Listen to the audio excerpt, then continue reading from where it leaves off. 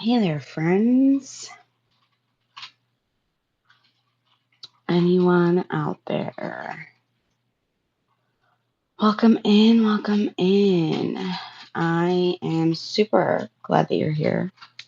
Um, this is my first Substack Live, so we're all being brave by showing up together. You're attending my first live. I had to press the little go live button. I've gone live on other platforms before, but never this one. And I post a lot about neurodivergence, so I figured why not do an Ask Me Anything for the first one. So, um, before we start, by the way, this is going to be like casual, cozy. Like, I'm an early childhood special educator and an ADHD slash neurodivergent coach. So, this is going to be very casual. This is also a shame free space. We are not here to fix ourselves, we're here to learn more about our own brains. Um, you can ask questions in the chat. I'll answer as many as I can. They can be about ADHD, ADHD, autism, late diagnosis, burnout, executive function, relationships, teaching, parenting, routine, sensory overload, all the things that have to do with being an adult or a child who is neurodivergent, because I do have my early childhood special education degree and I do have my certification in life and performance coaching with the subset in neurodivergence. Um, Quick disclaimer, this is very important. I am not a doctor. I am a coach and I'm a teacher and an adult with diagnosed ADHD and self diagnosed autism. So, anything that you need more information on, please seek that help from a doctor, a medical professional. So, for anyone new, I am Carmen. I am an early childhood special education teacher, a certified life and performance coach, and I'm the creator of the podcast and blog channel, or whatever you would call that on here, of Authentically ADHD. I'm also a late diagnosed neurodivergent human, which means I spend a lot of time thinking that I was being like a bad person when really it was just my brain wasn't built for this world. It was running on just a completely different operating system, and a lot of my work is to take the shame off of the table and replace it with language, replace it with strategies, with self trust, with nervous system supports, with supports for just anything that you maybe need support for when you are an adult or if you have a child who is neurodivergent.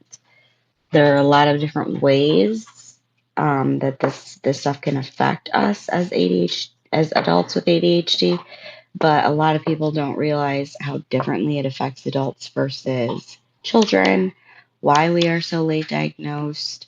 Um, so that's why today I want it to be a place where you can ask your real questions. No question is a stupid question. Um, a little bit of backstory for me, I was diagnosed at around age 25, so like 9 years ago. And I have been through it. It took me probably 3 to 5 years to actually um, understand and get the right like medication combo, dosage, therapy, all the things, coaching, in order to improve my life. I still do teach, so I am off for the summer right now, which is why you'll be seeing a lot more content. But it's not an easy job to do when you're neurodivergent, especially because I teach children who are neurodivergent as well. Um, so here are some possible categories, questions, things like this that maybe you haven't thought of, because you guys can just start putting in, questions in the chat. I'm hoping that I'm seeing the chat because I can see who's joined, but I don't want to mess with this screen too much. Okay. So things that are like questions or areas of questions that you can ask. Why do transitions feel so hard? Maybe transitions are hard for you. Maybe you sit in the car for 20 minutes before going inside a place. Maybe transitions are really hard for your child. Maybe your child breaks down when it's time to transition from activity to activity. How do I start tasks when my brain says absolutely not? The classic, he can focus on his video games for hours, but when it's time to do homework, he can't focus. Yeah, that's called an interest-based nervous system. I'm hoping both of that my headphones are connected because this one's flashing. So I'm just wanting to make sure you guys were able to hear me pretty well without hearing my dog too much in the background. Another one is, why do I need routines? But I also do not like routines at all. I want to fight them, like my brain wants to fight them. How do ADHD and autism fight each other in the same brain? Like, why does it feel like a constant push-pull in my head? How do I explain my needs without sounding dramatic or like I need too much? How do I stop feeling lazy when I'm actually overwhelmed? AKA, how do I rest without feeling guilty? Hold for 1 second. Lucy, get out of there. My dog. So sorry. Lucy. Jesus. I'm like, you were sound asleep over there. And then when I start doing the live, you want to get up and like do things. Let's see. How do I stop? Oh no, I already did that one. How do I build some systems so that I don't combust after 3 business days? What has helped me after late diagnosis? What can help you after late diagnosis? Maybe you're feeling that grief. Maybe you're feeling that relief. Maybe you're feeling that anger. Maybe you're feeling all of it, and you can't tell the difference. How do I manage being a teacher, creator, coach, and neurodivergent human without becoming a neurodivergent soup, basically?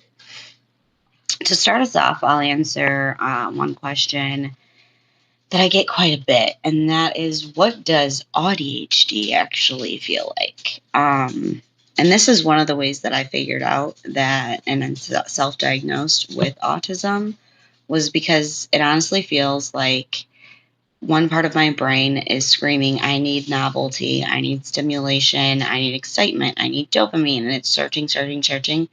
But the other part is whispering from like under a weighted blanket, like, please never change anything ever again. It needs structure and it needs routine. And that is not something that people with ADHD are good at. But my autism, like, here's an example. Ever since summer has started and it brings my schedule from working like a 9 to 5 or whatever you want to call it, to you have no more you don't have any structure in the day. Now, this is only for this past week because next week I will start nannying for my friend in the morning. So I will have some structure back into my day. But the fact that my brain needs that structure, that's the part. That's the part where I know that I also have autism. Like, they could test me and tell me that I am not autistic, and I would still be like, okay, but then I was rating at 4 years old, very hyperverbal. A a kid who just always interrupted the class, always talking, just like my report cards were like, has so much potential, but gets distracted a lot when talking with friends. Is a joy to have in class or whatever. But, she kind of stares out the window and I have to like bang on the table to get her attention. I don't know. They didn't actually write those things, but those are some things that happened. And I don't feel like having ADHD is like necessarily being quirky or being distracted all the time. It really impacts sensory processing, emotional regulation, and routines, relationships, identity, executive function, and self trust. For me, I really noticed the lack of ability to go, go, go. I could not go, go, go all the time. Like, I had to rest. I needed social recovery time, meaning, and that's not just like going to sleep. It's like having a day where you don't have to respond to anybody. You don't have to meet anyone else's needs. The hardest part that many of us, hardest part of all of this is that many of us who are late diagnosed, we learned to mask so well that we didn't even know we were struggling. We just thought we were too much, not enough, inconsistent, lazy, dramatic, sensitive, all the bad things, all the shame. So it kind of looked like we were just somehow failing at things that looked very much more simple to other people. Neurodivergent brains do not have the lack of dopamine production. And it's not necessarily production of dopamine. It's misuse of dopamine. So your brain might release dopamine, but then it gets sucked up by all the wrong areas. Or it kind of like gets ready to release it and then kind of just releases like a little bit of dopamine. So it's not a lack of dopamine. Our brains misuse dopamine. And a lot of people don't understand dopamine. Dopamine is not just the chemical in your brain that's like happy, happy, joy, joy. Dopamine is involved in motivation and follow through and the completion of the thing, if we're talking about a task. So, like, the dopamine is used to lead up to the task in motivation to make you do the task. Like, it's part of that part of your brain that connects, like, oh, if I do this thing, it'll make me feel good. But ours is not that connected when you're neurodivergent. Any of our new people who have joined, this isn't Ask Me Anything. I'm just going over questions that I get asked a lot, which is, what does it actually feel like to have ADHD? You can ask me questions about adulting, neurodivergence, children. You can ask me for strategies on any different like point that maybe you have seen on my Substack so far, or on transitions, task initiation, routines, building systems, resting without feeling guilty. So for me, understanding ADHD gave me the language for things that I really used to shame myself for. It helped me stop asking, like, what is wrong with me? And to start asking myself, what support does my nervous system actually need? Because with autism, it's more nervous system based. It's still a neurodevelopmental disorder, but it's so much more nervous system based. I thought that I was just the most overstimulated, overwhelmed ADHDer there was. But it turns out that when I use the strategies made for autism, like loop earplugs in noisy places, or things like that, like, trying to even think. Like, I would have to exit my classroom. I am an early childhood special education teacher, so I teach inclusion. So I have kids that have special needs in my room, and I teach a full day classroom in early childhood. So it's preschool, ages 3 to 5. Usually we just have like 4 and 5-year-olds because it's right before they go off to kindergarten, usually. And I have 2 paraprofessionals, but it gets so loud in that classroom that there are times that I have to leave and count to 10 and just like, I noticed that my emotional regulation really went hand in hand with that autistic need for structure, for calmness, for quiet, for not feeling overly like touched and just, yeah, like stimulated. Also, another thing that's kind of interesting about the whole way I've lived my life, I've always played with my hair. Always. When people ask me why, I never knew how to answer them before now. Like before, within the recent type of, within recent years, probably like the recent couple of years. Like, this is what I do, and I can't do anything. It's like when there's nothing to do with my hands. This is my fidget. I never knew how to answer that question. People ask me, why do you play with your hair so much? I'm like, I don't know. Like, they're like, are you nervous?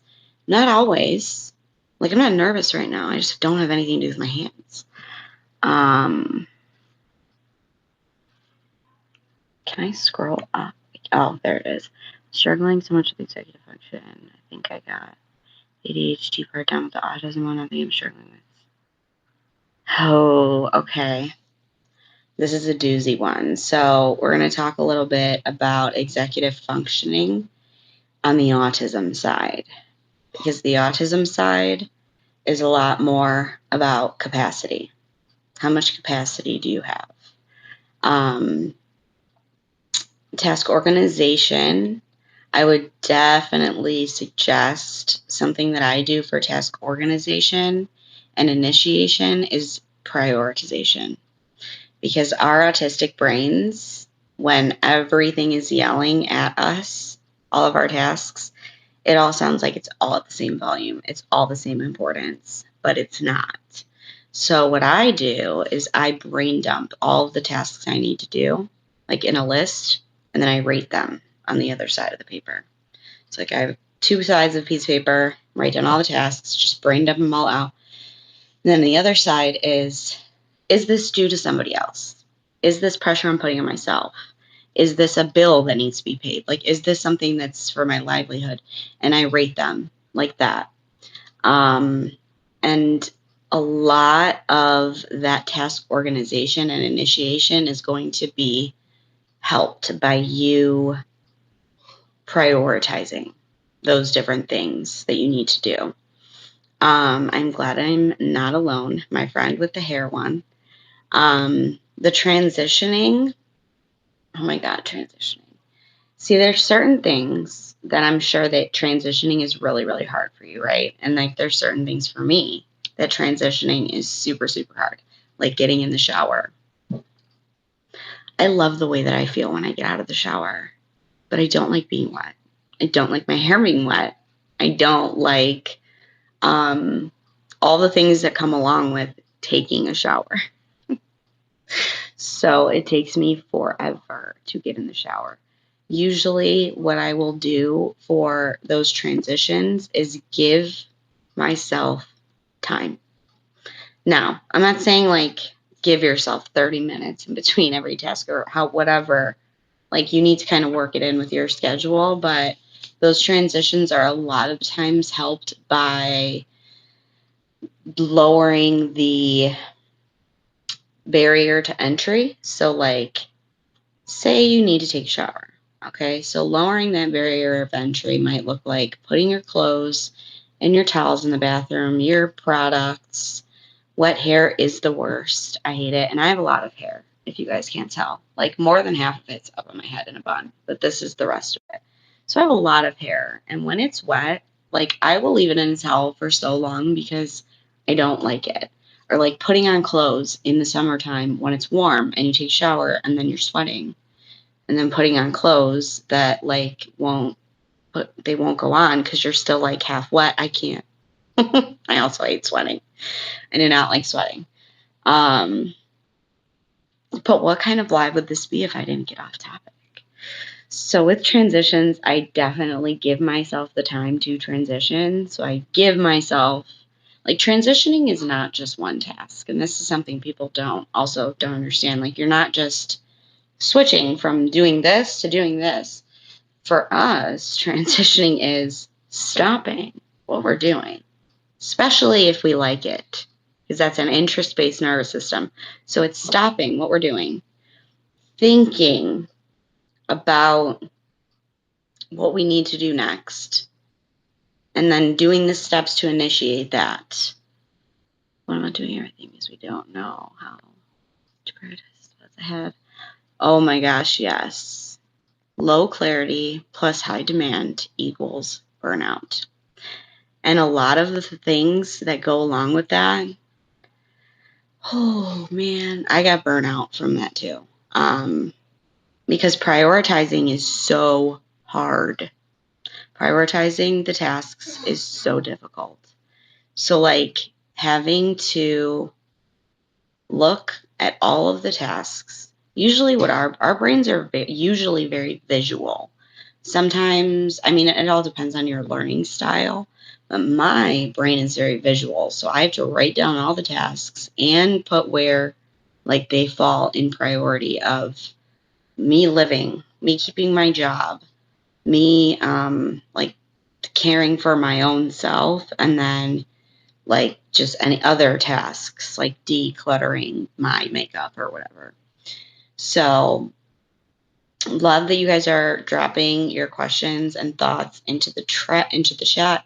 Nothing has to be fully worded at all, or perfectly worded at all. You can send a full paragraph, a messy thought, and we can just figure out where to go from there.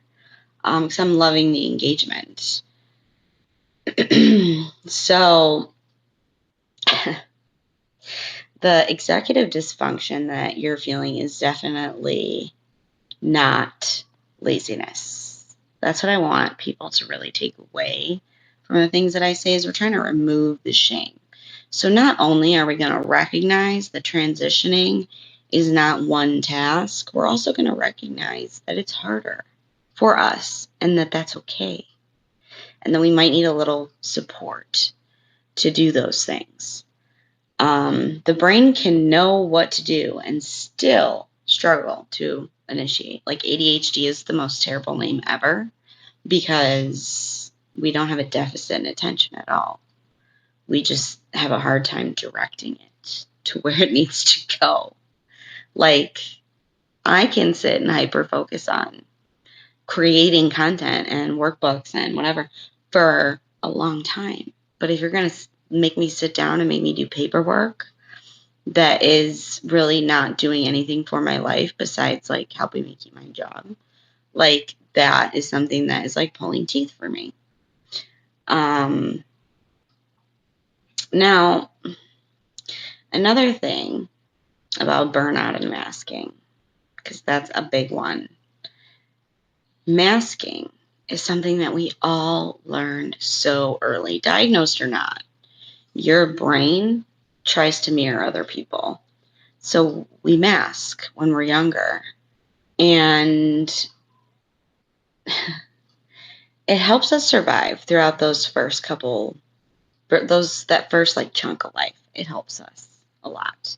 So I'm not going to shame, well, again, we're not going to shame ourselves for masking, but we're going to understand that it's so expensive to our capacity. And again, when we're talking about autism, it's a lot about your capacity. And it's a lot about all of the different things that affect your capacity. That it's not just the executive functions of, needing to transition, initiate tasks, organize tasks, but also feeling overstimulated, feeling overwhelmed, not knowing what your body needs. I had a post on that I did on Substack, and it was about anhedonia. And there's another one called alexithymia that I learned about recently. And anhedonia really helped me realize that I was just autistic, not depressed. I'm just going to let that sit for a second. Learning about anhedonia helped me realize that I was not depressed. I was just autistic, along with having ADHD. So I didn't feel the joy in certain things that I used to because I was in burnout, because I was constantly overstimulated every single day. I was not taking care of myself. I was not coming home and just I was not coming home and decompressing every day. I was overworking out, waking up so early. Um, Handling being neurodivergent is really, really hard when you also have a full-time job. I also hate that word too, high functioning. I just call it level 1. I was diagnosed with giftedness, so uh,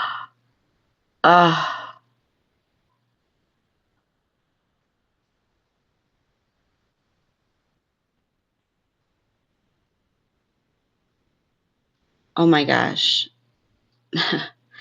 Now, I was never labeled gifted because I was really good at reading. I was really, really good at reading. And like I said, I was talking in full sentences by the time I was like 4 years old. Those are signs of autism. I was reading by 4 years old.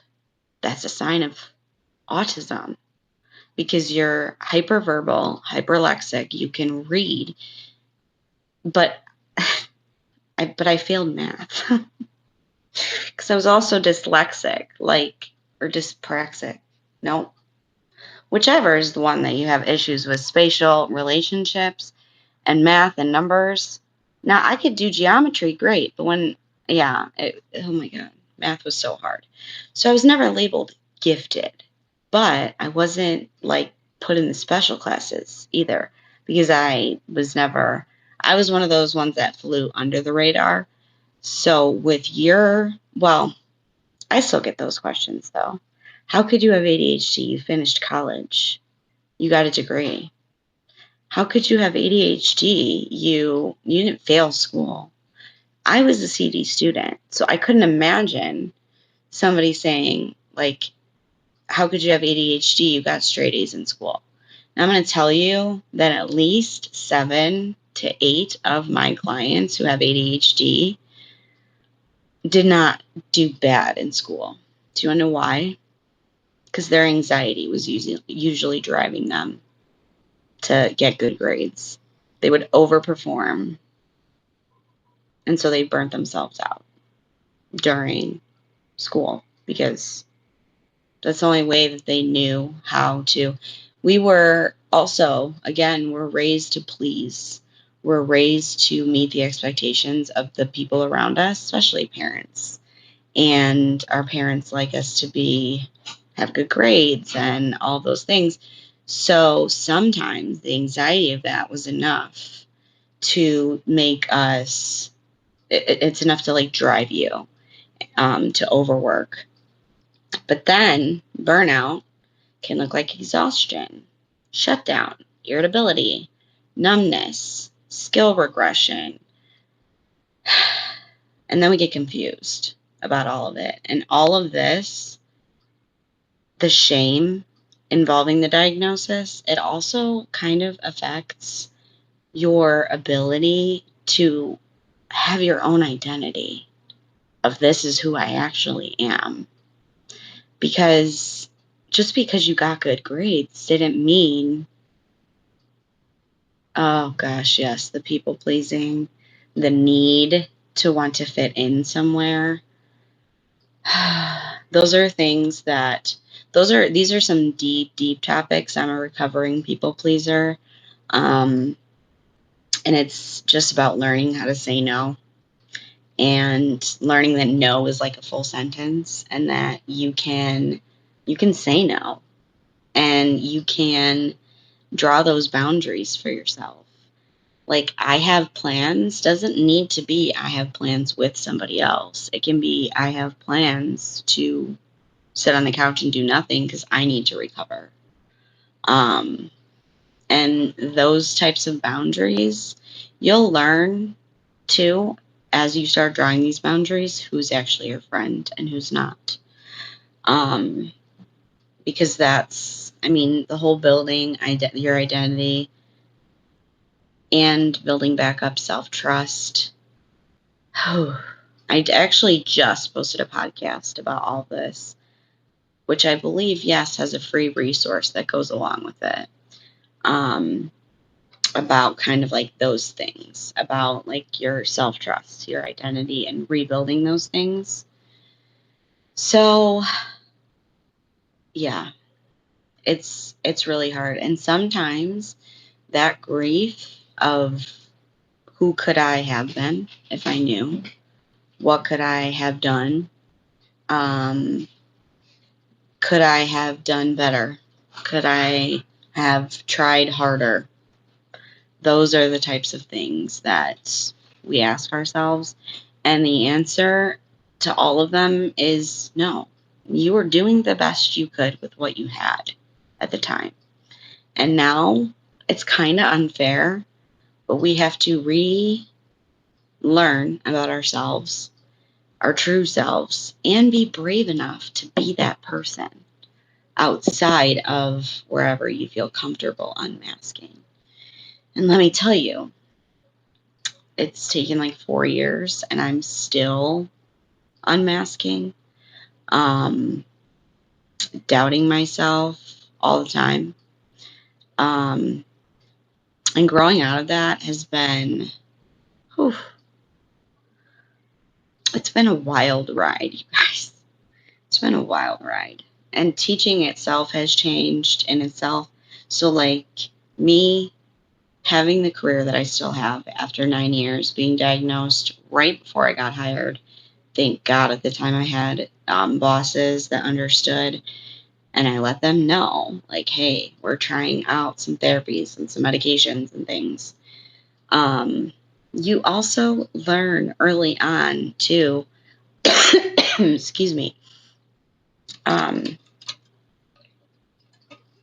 when you are kind of getting to know what your treatment plan is, it can be difficult. I did end up in the mental hospital because they put me on two medications together that did not they didn't work well together, and I went kind of really manic, so they had to take me off of everything. And then they were like, hey, at the end of the whole, like, I don't know, 11 days when I was leaving, they're like, hey, just so you know, you were officially diagnosed ADHD and attentive presentation.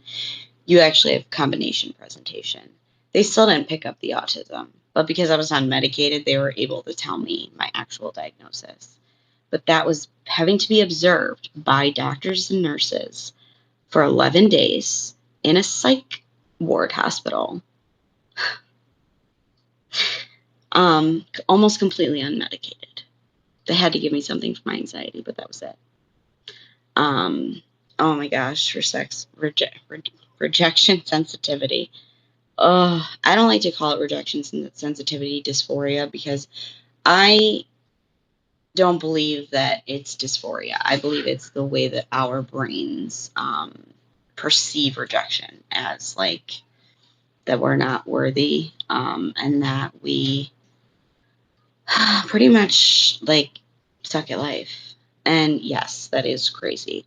When I was first diagnosed 9 years ago, it was not the right diagnosis. I had a diagnosis of depression, generalized anxiety disorder, ADHD. After those 11 days, they gave me my new diagnosis. They're like, you don't have depression. They didn't say, oh, you have autism. They just said, you don't have depression. They said you have situational depression that can turn pretty bad, but you have ADHD, combination, presentation.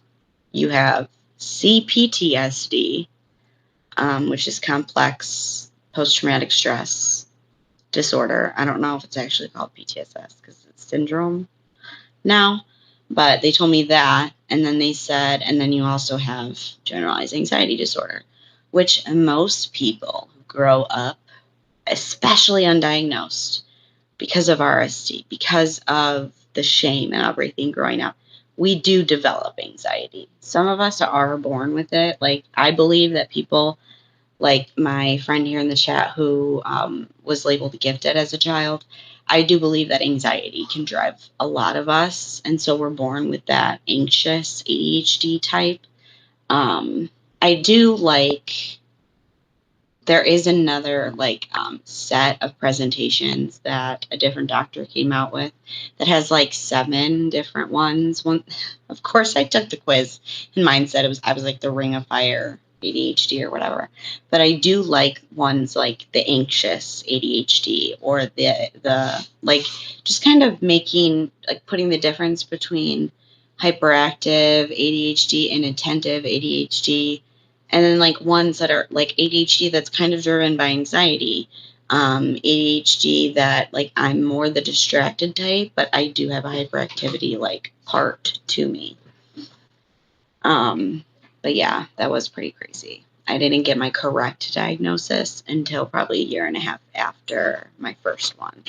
And like when I went for my first diagnosis, I went for a full evaluation. Like, they did the whole 8-hour thing, 2 sessions, long testing. And they told me, they gave me those diagnoses. And then after I exited the hospital needing to be observed by doctors and nurses for 11 days, they're like, this is your actual diagnosis. But I've never told a doctor that I've thought that I was autistic. I told my psychiatrist that I self-diagnosed. I asked her if she thought that I needed a diagnosis. She asked if I thought I needed more accommodations, like, than I already get for my ADHD. And I was like, no, not really. And she's like, as long as you believe it, like, nobody else really. You don't need to get a diagnosis to know that you are on the spectrum of autism. Let's see. So some of what recovery looks like is reducing demands, being in a sensory safe space, resting, whatever that looks like for you, and honest support. What are you doing? I thought you were going to the gas station. Sorry. What? Well, kind of, because that pack didn't come today. It's not coming till tonight. That pack was Celsius that was supposed to come yesterday. No, they got like delayed. Sorry, Amazon problems. Honest support. So like people who understand you, people who are safe, people who don't mock you or give you that shame when you're saying that you have ADHD.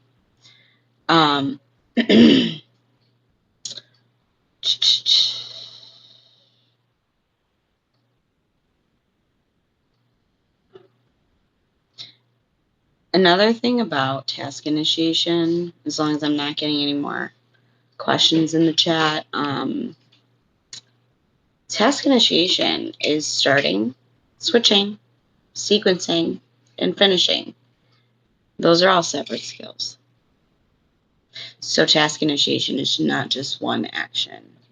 Yes. It's not just one action. It is, and if you talk about a lot of the different things that we try to do, like, let's say a task is clean the bathroom. That should not be what's on your to-do list. I'm sorry. That's not one task. Cleaning the bathroom involves getting all of the bathroom cleaning stuff out. It involves, like, figuring out where you're going to start. You're going to start with the toilet, the sink, shower, like, where are you going to start?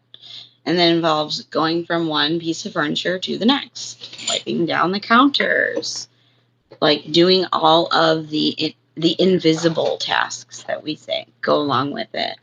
Making sure there's a place to put those dirty towels because it's a bathroom and it's gross, and you want to make sure that that gets into the laundry.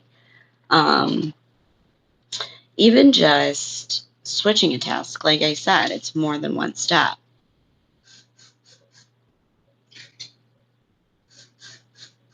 Yes, because it is more than one step. I posted a article about decluttering or big projects. That's what it was, big projects, because like I get very overwhelmed by like organization of tasks, organization of my thoughts, um, like about the task, around the task, whatever it's going to be. And a lot of the times I have to say what helps me a lot is brain dumping. I also posted another article about how journaling is like the most underrated hack for neurodivergence, like ever. It's something that because we can't um like visualize our own like we have so many thoughts swimming around in our head. We have so much thoughts, questions, tasks going on in our head that a lot of the times, like just with time, same thing with time and like other stuff, externalizing it from your brain makes you feel so much better. If you don't like journaling or you never got into it, I highly recommend checking out the article I posted because it gives so many different ways that you can journal or actively process, because that's what it really is.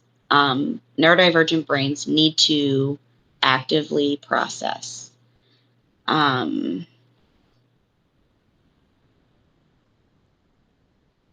right now, I think my medication is not being as effective because I'm so stressed over not having a routine or feeling like I'm on top of things. That,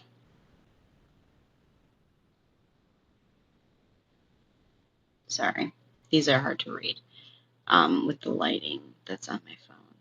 Currently using, oh, that's a good one.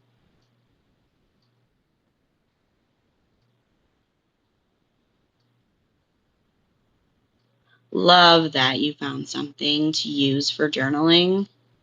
Storia. I want to write that down because sometimes people like me and you, it seems like you're a little hyper verbal, hyperlexic as well.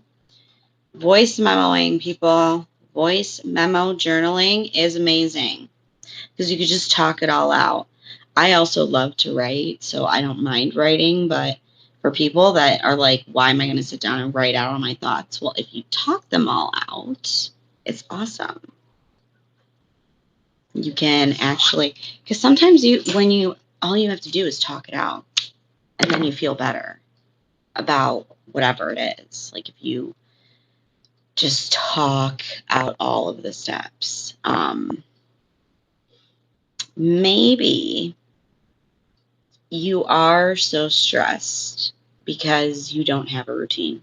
And I'm not sure, you don't give context here about why you don't have a routine or why you feel like you're not on top of things. But for me, it's because we just got out of school and it's summer time. And I didn't feel like I was being as effective. Um, and I didn't feel like I was on top of things. Like I felt like I should be getting so much done every day. Why shouldn't I be, you know? And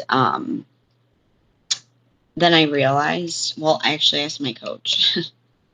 I sat down, I went into a coaching session, I asked my coach, I was like, so, why do I feel like this? And she was like, that's because you're expecting your brain to want to still be productive instead of putting things in your routines and schedules that bring you joy. Because it's summertime and you need a break because you're going to start nannying like the week, like this upcoming Monday, I'm going to start nannying. So this week, not having a routine really pulled at the autistic side of my brain. So then I started making routines of things that brought me joy. Today, I have started journaling about how my routines are going to have to change next week when I start journaling or start nannying half days. Um, because then it's going to look different. So I'm super glad that you're using those tools, but lowering that cortisol and that stress is definitely going to be a key in um, feeling better and feeling more on top of things. Also, if you feel like your medication is not effective, you can ask to change it.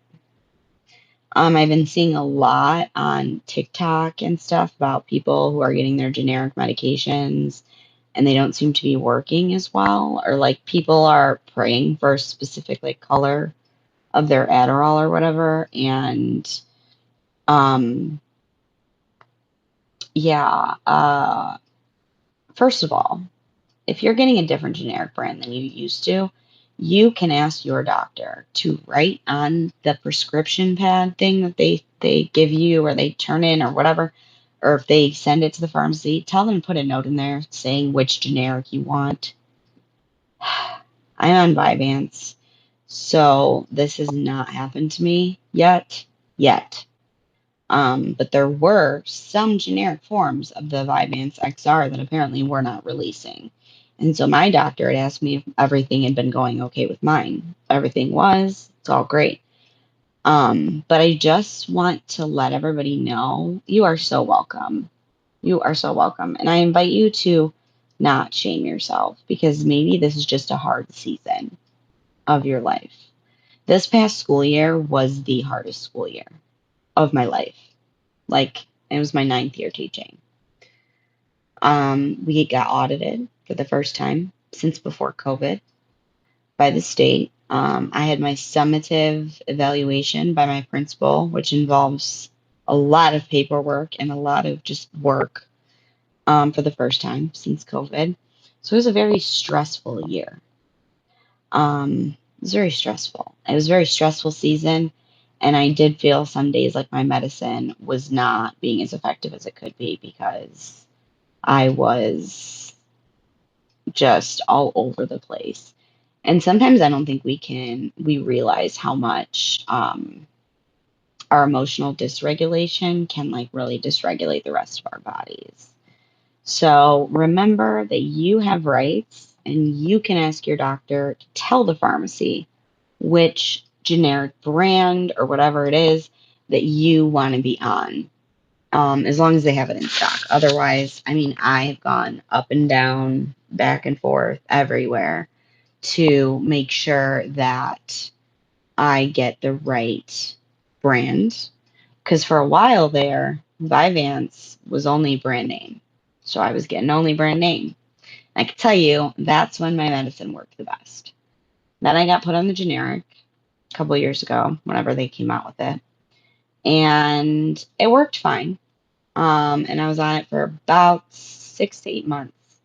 And then I asked my doctor why I was kind of fizzling out at like 3 p.m. And that's like before my school day even ends. Like I don't get out of work till 3:45. So I have to drive home, make dinner, like all the things. So then she put me on a top up and I take like a tablet of Adderall in the middle of the day to kind of like extend it, I guess. And she said that it probably had to do with my pre-perimenopause. I'm in my mid 30s. Um, so we have about 10 minutes left. So I want to talk about just kind of some realistic tools. Also, you can also keep asking any questions and I'll answer, them as best as I can, as much as I can. But some realistic tools just to kind of work in if you have ADHD and or autism. One thing that I really find that helps is using minimum viable tasks. So doing the smallest step. It's like, okay, let's say like use those minimum viable tasks, like wipe down the counters and then literally check it off of a to-do list. It will bring dopamine to your brain and help you with motivation to keep moving on to the next thing. Um, when you're making your routines, please make them flexible. Don't make them rigid. Don't leave no time in between each task. You're setting yourself up to feel shame and failure. Okay? You are. Um, please don't do that. Because it really, really brings on the shame if you can't stay on this rigid routine that you've made. Also, a lot of times our dopamine as ADHDers is in the planning. So we plan it all out, color code it, make it so pretty. And then we're just whacking ourselves on the head because we're not following it. Well, we're not going to follow it just because it's pretty, but you can make it pretty and also realistic. I find that a lot of people who have ADHD and or autism live in kind of a fantasy world, especially people with ADHD. We think we can get done way more than we can a lot of the times, but sometimes we underestimate ourselves. It all kind of depends on what it is. Another one is building transition bridges. Building transition bridges. So I'm actually going to do something.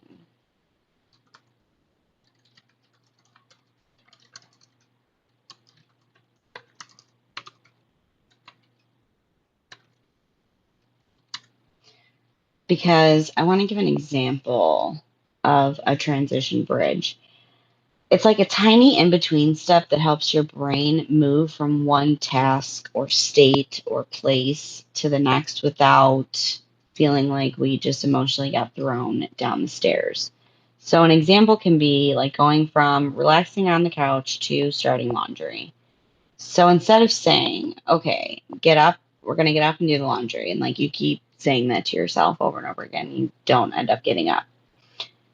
Use a transition bridge. So, what this kind of looks like is step one. I'm going to sit up and I'm going to put my feet on the floor because you're probably laying horizontally on the couch. Then I'm going to put my headphones in because another ADHD hack. Both headphones in, music you love, up the volume, motivation, dopamine through the roof. During that song, I am going to only carry the laundry basket to the washer, right? Step four, after that, I can decide the next step. So the bridge kind of sounds like I don't have to do the laundry yet. I just have to stand up, play a song, and move the basket. See, that little bridge matters because our brains, these ADHD brains we have, often struggle with the switch, not necessarily the task. And that bridge gives your nervous system a little runway instead of demanding like an immediate get up, go get the bin, go put in the washer, blah, blah, blah, all the things. Another super simple one is like leaving the house because how hard is it for us to leave the house? So this one can sound like I'm not leaving yet. I'm just going to put on some shoes. Then I'm not leaving yet. I'm just grabbing my keys. Then I'm still not leaving yet. I'm getting my stuff together to leave soon. And then you can go about trying to leave the house. It's kind of like tricking your brain with kindness and a little bit of like this is what's coming. This is what we're gonna do. Um, let's see. Pairing boring tasks with dopamine. This one's one of my favorites to do. So you're doing something around the house. I mean, if the headphones in, music on doesn't work, try a podcast. I have one. There are tons of podcasts out there that you can listen to. You can find true crime ones, comedy ones, self-help, pop culture. There are so many. Okay, just search in Google and you can get almost all of them for free through YouTube or some other free platform. Spotify, I believe, still is free. I pay for it because I'm a creator, but I don't know. I honestly don't know the things that aren't free anymore. But I know you can listen. You can listen to my podcasts through this app for free. because most of them are free podcasts. I think I only have a couple that are paid, and I have like 289 episodes, starting from way back when I only thought I had ADHD. So pairing those boring tasks, so it doesn't even have to be that. It could also be a TV show. Maybe you want to work out, but you can't get yourself to work out. So you bribe yourself and you say, while I work out, I can watch the new episode of insert show here. And that's what I do a lot of times. I reward myself a lot. I treat myself like a kid. It's like I give myself candy for doing things. Like not necessarily candy, but like a reward. I reward myself for like yesterday I decluttered and cleaned my like the side of my bedroom, right? So then I rewarded myself with what did I reward myself with yesterday? Oh, I rewarded myself with a walk because I like walking. Maybe you reward yourself with a treat. Maybe it's a special coffee, a Starbucks, your favorite, I don't know, treat from a fast food restaurant. Um, it can be anything like that. Like pairing those boring tasks with dopamine will help you to get them done. Um, Create recovery time after social or sensory heavy events. If you're somewhere loud, somewhere with a lot of people, somewhere congested, somewhere where you have to mask for like the whole time, you need to schedule recovery time after. And I'm not just talking a couple hours, it's probably going to be a whole day of just recuperating, being in a place where nobody needs anything from you. That is something that really helps. This I kind of talked about already, but stop designing systems and routines for your fantasy self. We have to stop living in fantasy and plan for reality. Plan in those breaks, plan in those transition blocks so that you can build bridges so that it doesn't feel so hard. Um, Lower your activation energy. So that's kind of just how it sounds. Um, yeah, I'm not going to go into that one anymore. That is not something that necessarily helps me. It does, but it doesn't necessarily because I feel like I always need to be high energy to finish things. But that also could just be me. That just could be a thing that I do. Visual reminders or sensory reminders, like this going off when I have like a timer and like this is vibrating my wrist, letting me know, hey, sometimes I just have reminders that tell, like, it's like, are you hungry? That's what it says. Have you drank water? Because so many of us forget to do those simple things. Setting a reminder on your phone to reoccur daily at the same time every day, asking yourself, is there a basic need that I need right now, like water or food or the bathroom? Like, because a lot of times we are disconnected, our brains feel disconnected from our bodies. So we're really not that self aware. And we can go a long time without meeting some of those basic needs, which again can lead to being stressed, to lead to burnout, exhaustion, shutdown. And we never want that. So we are heading towards the end here. I don't see any more questions in the chat. This has been great. So I do plan on doing it again. So keep your eye out for some future lives. Thank you so much for being here for my very first Substack live. Truly, it means so much to me. My hope is that you are leaving feeling a little less broken, a little more understood, and that you know that ADHD is not a character flaw. And hopefully, this conversation helped you. Follow me on Substack, share with another beautifully overwhelmed brain, and I hope you guys have an awesome rest of the day. You are so welcome, and I am so happy that it helped you. Have an amazing Friday, friends.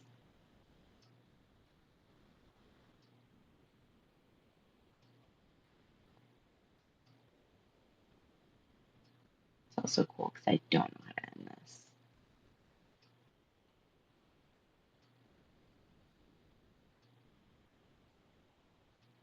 Oh, cool. I can make sure I'm following you. How do I end this? Thanks so much.